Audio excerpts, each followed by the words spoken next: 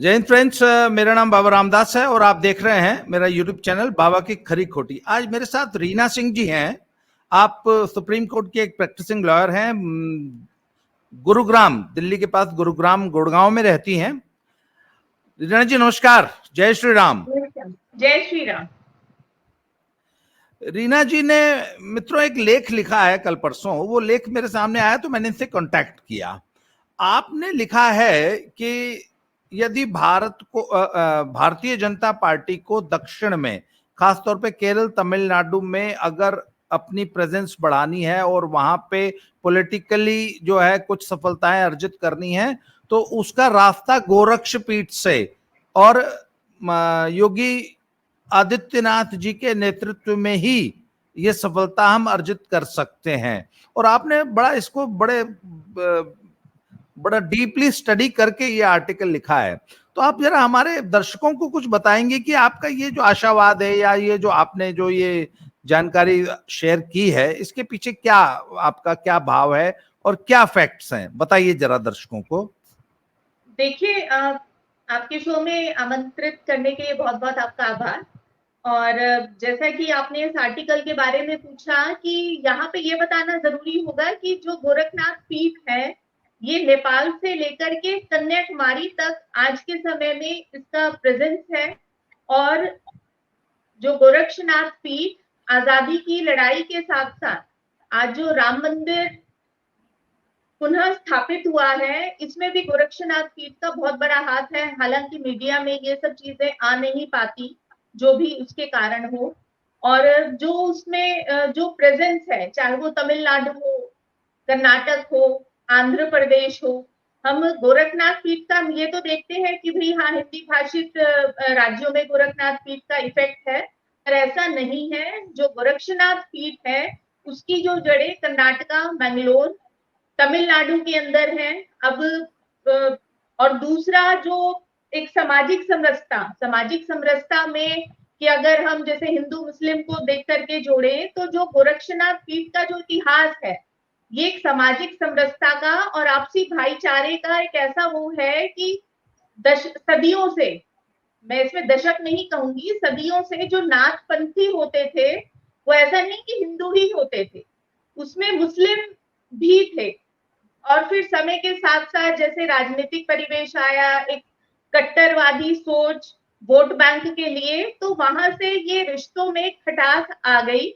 और प्रेजेंट अभी के समय में भी ऐसे कुछ मुस्लिम नाथपंथी हैं जिन्हें जोगी कहा जाता है और वो गेरुआ वस्त्र धारण करते हैं, गोपीचंद और राजा भृतहरि, जिनकी समाधि तमिलनाडु में है और जो उज्जैन के राजा थे, राजा विक्रमादित्य के बड़े भाई थे। तो देखिए ये जो एक सारा जो एक चीजें जो कनेक्टेड हैं, तो मैंने सिर्फ अपने लेख के माध्यम से इन सब चीजों को एक सरफेस पे लाने की, लोगों के बीच में लाने का सिर्फ प्रयास किया है। और दूसरा कि जो तमिलनाडु के अंदर जो मीनाक्षीपुरम जगह है, मदुरई मीनाक्षी टेम्पल है बहुत बड़ा, उसके पास ही 70-80 किलोमीटर मीनाक्षीपुरम करके जगह है। तो योगी आदित्यनाथ जी के जो गुरु थे, ब्रह्मलीन राष्ट्रीय संत महंत अवैधनाथ जी, उन्होंने जो एक सामाजिक समरसता का वहां से बहुत बड़ा उद्घोष किया था। जो हिंदुओं के जो मास कन्वर्जन्स हुए थे, जो हिंदुओं का धर्मांतरण हो रहा था, उसको रोका। और दूसरा दलित ओबीसी को साथ लेकर के आए। और यहाँ पे मैं ये भी बताना चाहूंगी कि राम मंदिर का जब आंदोलन स्टार्ट हुआ और जो सबसे पहले ईंट रखी गई कई दशकों पहले, वो अवैधनाथ जी ने दलित के हाथों से ही रखवाई थी। तो उसमें ये है कि एक जो प्रेजेंट, उसमें अगर हम पॉलिटिकली इस चीज को कनेक्ट कर करके देखते हैं तो ओबीसी और दलित का समीकरण। और वही अगर हम तमिलनाडु में देखते हैं कि अभी जो लोकसभा चुनाव का रिजल्ट आया, तमिलनाडु इतना बड़ा राज्य है और भाजपा ने बनारस के अंदर काशी पिछले 2 सालों में तमिल काशी समागम किया, करोड़ों रुपए उसमें खर्च हुए, पर उसका भी कोई रिजल्ट नहीं निकला। तो जो मेन जो फैक्ट है, तो अब भाजपा को भी चाहिए कि अगर उन्होंने दक्षिण में एक हिंदुत्व की पहचान और हिंदुत्व के झंडे को बुलंद करना है, तो हमें जो प्रैक्टिकल सिनेरियो को जोड़ना होगा, चाहे वो राजा भर्तृहरि हो या फिर जो उनके जो गुरु थे, राजा भर्तृहरि के जो गुरु थे वो पट्टीनाथर, उनको जो लोकल भाषा में पट्टीनाथर चटियार थे वो, तो वहां के उनके जो भी वंशज है वो भी है, तो उन सब चीजों को कनेक्ट करने की जरूरत है। अगर मैं आपको यहाँ पे ये बताना चाहूंगी कि जो चटियार है, जो त्यागराजर इंडस्ट्रीज है वो लोग चटियार हैं, तो कहीं ना कहीं हर चीजों को एक लिंक करने की जरूरत है प्रैक्टिकल प्रैक्टिकल सिनेरियो में। और ये लोकसभा चुनाव के अंदर हमें इस चीज का वो रिजल्ट देखने को मिला कि कहीं ना कहीं अब भाजपा को आगे बढ़ करके और आरएसएस को आगे बढ़ करके योगी जी को एक फ्रंट फेस बनाना होगा हिंदुत्व का, ताकि नेपाल से लेकर के कन्याकुमारी तक जो नाथ संप्रदाय का हिंदुत्व को लेकर के जो योगदान रहा है उसे लोगों के बीच लाया जाए और भाजपा को उससे जो भी बेनिफिट मिल सके। नहीं, आप बता रही थी कि नेपाल से लेकर कन्याकुमारी तक, मैं आपको बताऊं कि मैंने भारत भ्रमण में ये पाया कि पूरा का पूरा नॉर्थ ईस्ट और त्रिपुरा में तो बहुत ज्यादा फॉलोअर्स हैं नाथ संप्रदाय के, और पूरे नॉर्थ ईस्ट में है, असम में है, असम के बहुत दूर दराज के इंटीरियर गांवों में, अरुणाचल प्रदेश में मैंने देखा कि नाथ संप्रदाय के फॉलोअर्स हैं, पहली बात। उसके बाद बाकी नॉर्थ इंडिया होते होते जब हम राजस्थान और गुजरात आते हैं, मैं आपको बताऊं कि सीकर जिले में नाथ संप्रदाय के लाखों फॉलोअर्स हैं जी। चूरू, सीकर, और इससे आगे जब आप गुजरात की तरफ बढ़ते हैं, तो ये तो आपने बिल्कुल सही कहा कि नाथ संप्रदाय की प्रेजेंस और नाथ संप्रदाय का इन्फ्लुएंस, और नाथ संप्रदाय में अभी जो वर्तमान में जो हमारे योगी आदित्यनाथ जी हैं, आपका इन्फ्लुएंस तो जी पूरे देश में है, इसमें कोई शंख शुभ है, गुंजाइश की कोई है ही नहीं, कोई बात ही नहीं है। पर मुझे ये बताइए, जो द्रविडियन पॉलिटिक्स है, इसको अभी तक हमारी जो हिंदुत्व की जो पॉलिटिक्स है, इसको क्यों नहीं ब्रीच कर पाई इस बार? हालांकि भाजपा ने बहुत जोर लगाया और Annamalai work really very hard, पर इस लोकसभा चुनाव में भी हालांकि वोट शेयर बढ़ा है, पर सीटें जीतने लायक जो हम बहुमत नहीं जुटा पा रहे हैं या उतने वोट नहीं जुटा पा रहे हैं, तो कहां से रेजिस्टेंस आ रही है? और हिंदुत्व फोर्सेस जो हैं तमिलनाडु में, वो क्यों मतलब खुल के भाजपा के पक्ष में सामने नहीं आ पा रही हैं? इसका आप क्या कारण देखती हैं? देखिए, इसका जो सबसे बड़ा कारण जो मेरी अंडरस्टैंडिंग से है कि वो एक जो प्रैक्टिकली इमोशन को टच करने वाली बात है, और दूसरा लैंग्वेज प्रॉब्लम। ठीक है, वो अन्नामलाई जी को लाने के बाद उन्होंने बहुत मेहनत करी, और एक जो हिंदी भाषी जो नॉर्थ इंडिया में आप और सेंट्रल तक ये आप समझते होंगे कि जो लैंग्वेज का जो बैरियर है, उस लैंग्वेज के बैरियर को हम तब तक खत्म नहीं कर सकते जब तक कि हम कोई ऐसा मुद्दा या हम कोई ऐसा हैंडल नहीं लेकर के आए जिससे कि लोग कनेक्ट हो आपस में। और लोग कैसे कनेक्ट होंगे, ये जो हम अभी डिस्कस कर रहे हैं इसी के थ्रू। देखिए, अभी अगला लोकसभा चुनाव आने में पूरे 5 साल हैं, और अब जो मोदी जी हैं वो अभी 75 साल के हो जाएंगे, जैसे कि भाजपा का पॉलिसी है। अब उसके बाद जो भी डिसीजन रहता है, पर इसमें कोई शक नहीं है कि आने वाले टाइम में योगी जी ही चेहरा होंगे। तो भाजपा को, आरएसएस को अब चाहिए कि योगी जी को आगे लेकर के आए, और जो द्रविडियन पॉलिटिक्स का जो आप जिक्र कर रहे हैं, तो वहां पे वो पैठ बिठाने की जरूरत है। लोग जब तक आपसे इमोशनली कनेक्ट नहीं होंगे, आपने उनके लोकल इश्यूज को टच करना होगा। देखिए, अभी भी जो तमिलनाडु के अंदर, साउथ इंडिया के अंदर जो मंदिर है, वहां पे गवर्नमेंट का कंट्रोल है। लोकल लेवल में जितने भी पुजारी हैं, हिंदू हैं, वो अपनी बातों को उस तरह से नहीं रख पा रहे हैं कि सरकार तक पहुंचे। कोस्टल एरियाज में भी बहुत सारे ऐसे बड़े बड़े मंदिर हैं, मठ हैं। और अगर हम एक क्षत्रिय समाज की भी बात करें, तो दक्षिण भारत में बहुत बड़ा क्षत्रिय समाज है, जो कहीं पे एक बिल्कुल खोसा गया है कि वो उनकी कोई आवाज को ऊपर तक ले जाने वाला कोई नहीं है कि आप कि। और अगर हम नॉर्थ इंडिया में ये बात करें, तो नॉर्थ इंडियंस ये बिलीव ही नहीं करेंगे कि साउथ इंडिया में बहुत बड़ा क्षत्रिय समाज है, कि जिनकी जो जमीनें हैं वो गवर्नमेंट एक्वायर कर रही है। Being in the legal profession, ये हम लोग और सामाजिक उससे जैसे हम लोग जुड़े हुए हैं, तो हम लोग डेली ऐसा देख रहे हैं। इन लोगों की कोई बात सुनने वाला नहीं है कि भाई ठीक है कि किसी ना किसी एक आप ये कह सकते हैं कि किसी डेवलपमेंट प्रोग्राम के नाम पर सरकार पहले जमीन ले लेती है, फिर वो प्रोग्राम इम्प्लीमेंट होता भी नहीं है, और फिर कुछ सालों के बाद वो प्राइवेट बिल्डर को बेच दी जाती है। तो यहाँ पे ऐसा नहीं है कि खाली क्षत्रिय समाज है, पर हाँ, क्षत्रिय समाज भी बहुत बड़ा आहत है उस चीज को लेकर के। और जो हिंदुत्व का, जब तक कि आप लोगों से जुड़ेंगे नहीं, देखिए मोदी जी हैं, बहुत अच्छा काम कर रहे हैं, तमिल समागम भी किया, पर रिजल्ट क्यों नहीं निकला? कि कहीं ना कहीं कुछ ऐसी चीजें हैं कि जो क्रैक नहीं हो पा रही है। हालांकि वोट शेयर बढ़ा है भाजपा का तमिलनाडु में, इस बार पहली बार डबल फिगर में वोट परसेंटेज आया है, पर वोट परसेंटेज को जीतने वाले विनिंग मार्जिन पर लेकर के आने के लिए बहुत काम करने की जरूरत है, जब तक कि आप लोगों से कनेक्ट नहीं होंगे। देखिए कहीं पे भी, और हालांकि जो नॉर्थ इंडिया में जो पॉलिटिक्स है वो बिल्कुल, और हिंदी भाषी क्षेत्रों में कास्ट बेस्ड, बिल्कुल कास्ट बेस्ड है। ओबीसी है, एसटी है, यादव है, और अभी तो जो फिलहाल जो लोकसभा चुनाव हुए उसमें बहुत बड़ा क्षत्रिय फैक्टर रहा।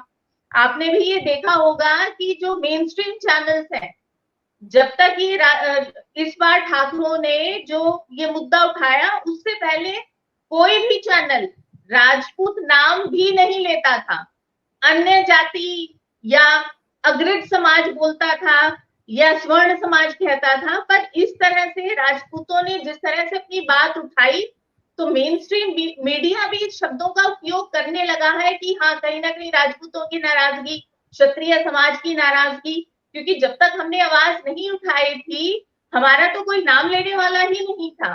तो ऐसी जो चीजें हैं, यही चीजों को साउथ इंडिया में, आंध्रा हुआ, तमिलनाडु हुआ, कर्नाटक हुआ, हालांकि भाजपा का कर्नाटक में अलायंस है, पर लोकसभा के अंदर आपकी अगर पिछली बार से भी कम सीटें आई हैं, और आप दक्षिण भारत का किला भेदने में असमर्थ रहे हैं, और यहाँ के पिछले 2 सालों से इतने बड़े बड़े आपने काशी तमिल समागम करके कार्यक्रम किए हैं, उसके बाद भी तो कहीं ना कहीं ये जरूरत है कि आप प्रैक्टिकल चीजों को कनेक्ट करें, और जो आइडियोलॉजी है उसको लोगों के बीच में लेकर के जाएं, और जिससे कि लोग कनेक्ट हो। मुझे एक बात बताइए, एक जो कॉन्स्पिरेसी थ्योरीज चलती रहती हैं देश में, समाज में, पॉलिटिक्स में, कि भाजपा के कुछ लोगों ने, कुछ बड़े नेताओं ने उत्तर प्रदेश में जानबूझकर योगी जी को कमजोर करने के लिए, कि वो नेशनल पॉलिटिक्स में बहुत तेजी से उभर रहे थे और उनकी लोकप्रियता पूरे देश में बढ़ रही थी, और वो नेक्स्ट पीएम के रूप में उनको बीजेपी में देखा जाने लगा था। तो बीजेपी के कुछ हाईली प्लेस्ड लोगों ने जानबूझकर योगी जी को कमजोर करने के लिए उत्तर प्रदेश की सीटें घटाई। आप इस थ्योरी में कुछ दम है क्या, या ये खामखा की चंडू खाने की खबर है और इसका कोई वैसे ही उड़ा दी गई है, या इसके पीछे कुछ सब्सटेंस भी है? जी बिल्कुल, देखिए आपने बहुत अच्छा प्रश्न पूछा। जब लोकसभा चुनाव की टिकटों का, सीटों का बंटवारा हुआ, वहां पे योगी जी की नहीं चली, और अब तो ये बिल्कुल मीडिया प्लेटफॉर्म पे है कि उन्होंने जो लिस्ट बना करके दी थी अपने पसंद के उम्मीदवारों की, उस पर कोई ध्यान नहीं दिया गया, उसको नजरअंदाज कर दिया गया। और कुछ ऐसे भाजपा के अंदर उत्तर प्रदेश में गुट बन गए थे, जिनका जो उद्देश्य ये नहीं था कि हमें लोकसभा में चुनाव जीतने हैं, हमें अपनी सीटों पे जीतना है। चाहे 2 उप मुख्यमंत्री हैं, जो डिप्टी सीएम है 2, उनके आप एरिया को ले लीजिए। अब यहाँ पे योगी आदित्यनाथ जी का पूर्वांचल का एरिया था, पूर्वांचल के एरिया में भाजपा का बहुत अच्छा रिजल्ट रहा, और बाकी आप दोनों डिप्टी सीएम के एरिया को ले लीजिए, वहां पे क्या रहा। अब जैसा कि मैंने कहा कि जो उनका ऑब्जेक्टिव था वो अपनी सीटें जीतना, भाजपा को जिताना नहीं था, उनका ऑब्जेक्टिव था कि योगी जी के लोगों को कैसे हराया जाए, और उसी चीज में नुकसान किसका हुआ? भाजपा का हुआ। और सिर्फ ये गुटबाजी का शिकार, तो जो आपका प्रश्न है वो बिल्कुल वो वास्तविकता पे था, और बिल्कुल ग्राउंड रियलिटी थी उसकी। और कई जगह तो ये भी चल रहा था कि अगर 400 पार हो जाते हैं तो 2 महीने के अंदर ही योगी आदित्यनाथ जी को हटा दिया जाएगा। यहाँ पे मैं आपका ध्यान अरविंद केजरीवाल जी की स्टेटमेंट की तरफ लेकर के जाऊंगी कि जब वो बेल पे बाहर आए कैंपेनिंग करने के लिए तो उन्होंने ये बोला कि योगी आदित्यनाथ को हटा देंगे 2 महीने के अंदर अगर 400 पार हुआ। नरेंद्र मोदी जी 75 साल के बाद अपना इस्तीफा दे देंगे क्योंकि जो उनका पॉलिसी है, और अमित शाह जी प्रधानमंत्री बनेंगे। तो इस चीज को लेकर के 24 घंटे के अंदर कि नरेंद्र मोदी जी को नहीं हटाया जाएगा, इसका खंडन हो गया। पर चुनाव खत्म होने के बावजूद भी कि योगी आदित्यनाथ जी को नहीं हटाया जाएगा, इसका कोई खंडन नहीं हुआ। राष्ट्रीय अध्यक्ष जेपी नड्डा जी कैंपेनिंग में, लास्ट फेज की कैंपेनिंग में ये बोल रहे हैं कि अब हमें आरएसएस की जरूरत नहीं है क्योंकि अब हमारी इतनी सीटें आ गई हैं। अटल बिहारी वाजपेयी जी जब थे, जब हमारी 2-3 सीटें आती थी, तब भाजपा के संगठन को आरएसएस की जरूरत थी। तो आपको ऐसी टीका टिप्पणी करने की जरूरत क्या है? क्या आप आरएसएस से बढ़कर हो गए, या फिर आपके अंदर एक एरोगेंस आ गया था कि जो लोगों के बीच में भी कहीं ना कहीं था? और दूसरा आप ये देखिए कि जो विनिंग मार्जिन है, विनिंग मार्जिन कहाँ कहाँ रहा। बहुत सारे ऐसे बड़े नेता थे कि जो गिनती के समय में ट्रेल कर रहे थे, और कहीं तो दबी आवाज में ये भी कह रहे हैं कि हालांकि मैं इस चीज की पुष्टि नहीं करती, पर लोगों के बीच में और मीडिया में, सोशल मीडिया में भी ये चीज है कि जब हमारे माननीय प्रधानमंत्री जी कुछ राउंड में बनारस से ट्रेल कर रहे थे तो योगी आदित्यनाथ जी खुद बनारस पहुंचे, और कहीं ना कहीं वो एक जो पर्पस था वो इसीलिए था कि ये यहाँ पे हो क्या रहा है, कहीं ऐसा तो नहीं कि किसी की शरारत हो। हालांकि मैं दोबारा कहूंगी कि मैं इस चीज की पुष्टि नहीं करती, पर कुछ ना कुछ तो कारण था ही कि अगर देश का प्रधानमंत्री इतनी वीवीआईपी सीट से आपका जो मार्जिन है वो 2 लाख भी नहीं रहा, तो कुछ ना कुछ तो कारण होंगे। हालांकि आपने काशी कॉरिडोर बनाया, अयोध्या में राम मंदिर बने, का पुनः स्थापना हुई, तो ऐसे ऐसे क्या कारण हुए कि आपके वोट डाइवर्ट हुए? तो ग्राउंड पे तो कहीं ना कहीं चीजों को देखना होगा कि क्या ऐसे मुद्दे हैं और उनसे कनेक्ट करके देखिए। यहाँ पे जो सबसे बड़ी बात ये है कि जो योगी आदित्यनाथ जी की जो छवि है वो बिल्कुल साफ सुथरी छवि है, स्ट्रिक्ट एडमिनिस्ट्रेटर की छवि है, जो खाली उत्तर प्रदेश ही नहीं देश के हर राज्य के लोग पसंद करते हैं, चाहे वो बुलडोजर बाबा के रूप में हो, चाहे वो स्टार कैंपेनर हो। और जब चुनाव में ये कैंपेनिंग चल रही थी तो उत्तर प्रदेश में ही जब बड़ी बड़ी रैलियां हुई तो ऐसे बहुत से शहर थे जहां से योगी आदित्यनाथ जी के पोस्टरों को जगह ही नहीं मिली। तो ऐसा तो नहीं है कि कोई कारण नहीं था। जो आपने बात पूछी वो तो ग्राउंड पे दिख ही रही थी कि कहीं ना कहीं कुछ तो ऐसा कारण है कि आपसी छीटाकशी के बीच में जो नुकसान है वो पार्टी का हुआ। और जिस तरह से अब जो गठबंधन सरकार बनी है, ये अब हमें देखना होगा कि जो हमारे प्रधानमंत्री हैं वो कितने सफल रहेंगे, क्योंकि अभी तक उनको किसी भी तरह से गठबंधन की सरकार चलाने का कोई एक्सपीरियंस नहीं है, चाहे वो 12 साल गुजरात में मुख्यमंत्री रहे या फिर 2 टर्म यहाँ पे रहे। अब दूसरा आप ये देखिए कि जो पिछले कुछ सालों से पेपर लीक हो रहे हैं कि सरकार को लेकर के नाराजगी तो कहीं ना कहीं है ही ना, कि तो आपने प्रैक्टिकल उसमें क्या किया? अब आपने जो हमारे शिक्षा मंत्री हैं धर्मेंद्र प्रधान जी, पिछले टर्म में भी वही थे। अब जो नीट का रिजल्ट आया उसके बाद अब जो नेट के भी जो थे उनको भी कैंसिल कर दिया गया एग्जाम्स को, और अब आपने 2-3 दिन पहले उनको एक राज्य का चुनाव प्रभारी भी घोषित कर दिया, एजुकेशन मिनिस्टर को। तो आपके जो एडमिनिस्ट्रेशन है कहीं ना कहीं लैकिंग है, और ये लोग सब देख रहे हैं। ऐसा नहीं है कि लोगों को समझ नहीं आ रहा, पर हाँ लोगों के पास पावर सिर्फ ये है कि उसके पास सिर्फ वोट देने की शक्ति है, और जब उसे वो हक मिलता है तो वो अपना फ्री होकर के उस चीज का उपयोग करता है। और अब आने वाले 4-5 राज्यों में भी चुनाव है, तो अभी जो एक लैकिंग रही है तो अब हमें आने वाले टाइम में उस चीज का हमें दिख जाएगा कि उसका जो भी रिजल्ट रहेगा और जो लोगों के मन में रोष है या खुशी है। नहीं, मुझे एक बात बताइए ना भाई, ठीक है, उत्तर प्रदेश में भाजपा लगभग 45 से ज्यादा सीटें हार गई। ब्रांड योगी को चोट पहुंची, ब्रांड योगी को, पर ब्रांड मोदी भी तो हिट हुआ ना। आप बताइए ना, भाजपा अपने बल पे स्पष्ट बहुमत नहीं लेके आ पाई और आज बैसाखियों पे खड़ी होके सरकार चला रही है। मुझे तो लगता है कि ब्रांड योगी से ज्यादा ब्रांड मोदी हिट हुआ। भाई 400 पार का नारा मोदी जी ने दिया था ना, संसद में खड़े होके दिया था, और आज जब समीक्षाएं हो रही तो सबसे बड़ा दोष उसी नारे को दिया जा रहा है कि उसी नारे की वजह से ही संविधान बदल देंगे, आरक्षण खत्म हो जाएगा। और ये जो नैरेटिव कांग्रेस झूठ बोल के चलाने में जो कामयाब रही, और वोटर की उदासीनता और वर्कर कार्यकर्ताओं की उदासीनता, दोनों 400 पार के नारे, लोग निश्चिंत हो गए कि हमारी तो जी 400 सीट आ रही है, क्या जरूरत है काम करने की। खुद प्रत्याशियों ने अपने क्षेत्र में चुनाव प्रचार नहीं किया, 1 रुपया खर्चा नहीं किया, जो बेसिक खर्चे होने थे वो तक नहीं किए। तो आपको नहीं लगता कि ये तो मामला इट बूमरैंग रेदर, कि जो ब्रांड योगी को हिट करने चले थे उन्होंने ब्रांड मोदी को हिट कर दिया?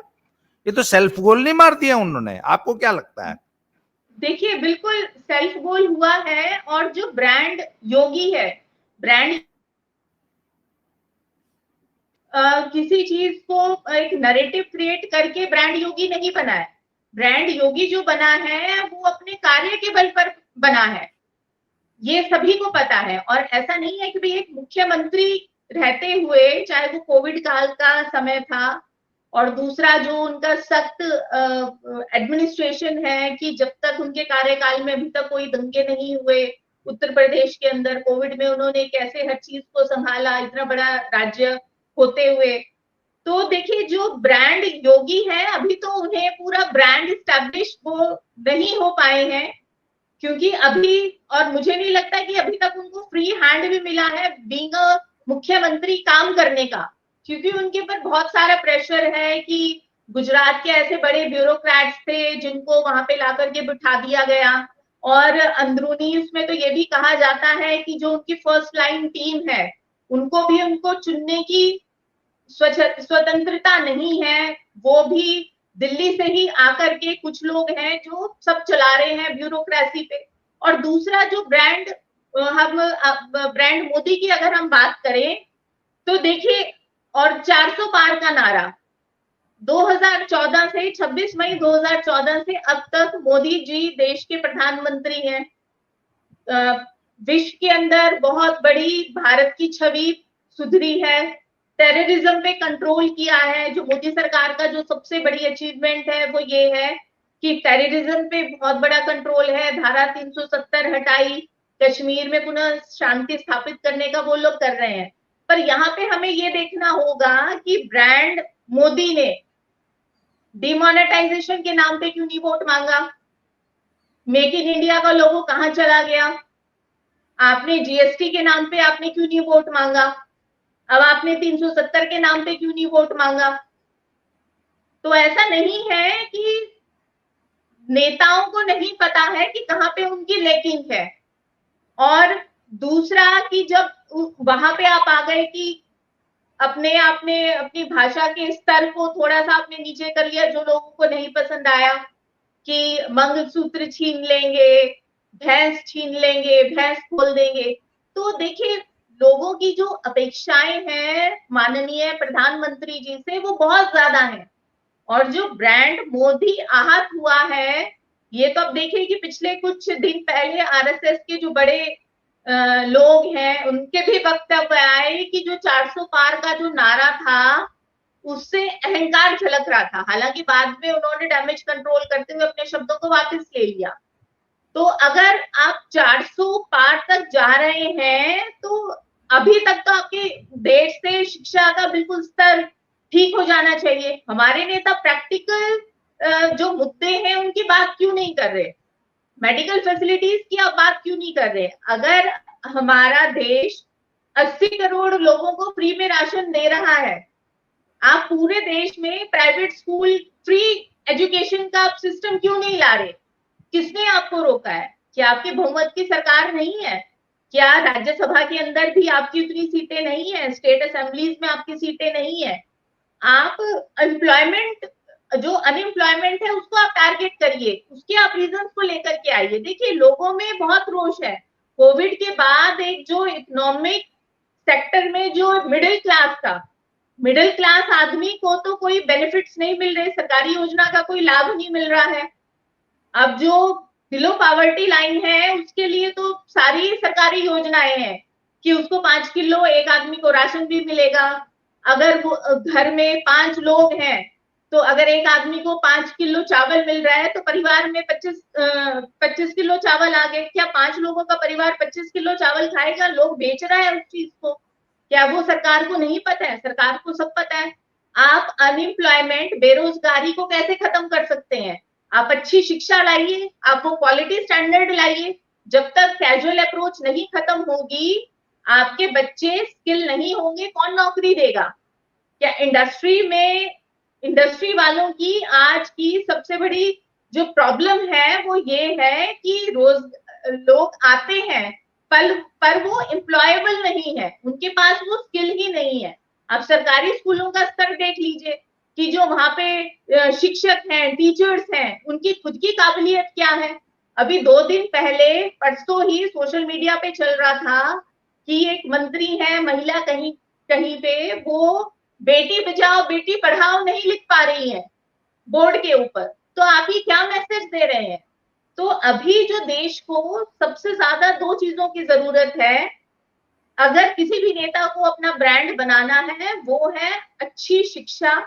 शिक्षा को आप मुफ्त कीजिए, प्राइवेट स्कूल के लेवल की शिक्षा पे आप लेकर के आइए, प्राइवेट स्कूलों को बिल्कुल आप फ्री कर दीजिए, क्वालिटी एजुकेशन लाइए। आपके बच्चे अगर स्किल होंगे तभी तो वो रोजगार के लायक होंगे। अब हर बच्चा प्राइवेट स्कूल में नहीं जा सकता है कि जो लाखों रुपए फैमिली अफोर्ड कर सके। फिर उसके बाद जब उसको नौकरी मिलेगी उसमें से भी आपके 50% आपके बच्चे फॉरेन जा रहे हैं क्योंकि उनकी काबिलियत के हिसाब से यहाँ पे उनका लाइफस्टाइल नहीं है। आज भी हमारे नेता, अगर नेता बात करते हैं कि भाई ये ओबीसी की राजनीति, ये एससी एसटी की राजनीति, और अगर कोई अपर क्लास वाला, अगर कोई क्षत्रिय नेता बात कर दे, अब आप मुझे ये बताइए रामदास जी कि एक भी क्षत्रिय नेता बता दीजिए जो ये जिसने अभी लोकसभा चुनाव में स्टेज पे खड़े होकर के ये बोला हो कि मेरा समाज शोषित है, मेरा क्षत्रिय समाज शोषित है। वो दूसरी जातियों के शोषण की बात करेगा, ओबीसी की बात करेगा, एसटी एसटी की बात करेगा, पिछड़ा शोषित वंचित वर्ग, ये जो शब्द है इसकी बात करेगा, पर क्षत्रिय समाज की बात कोई नहीं करेगा।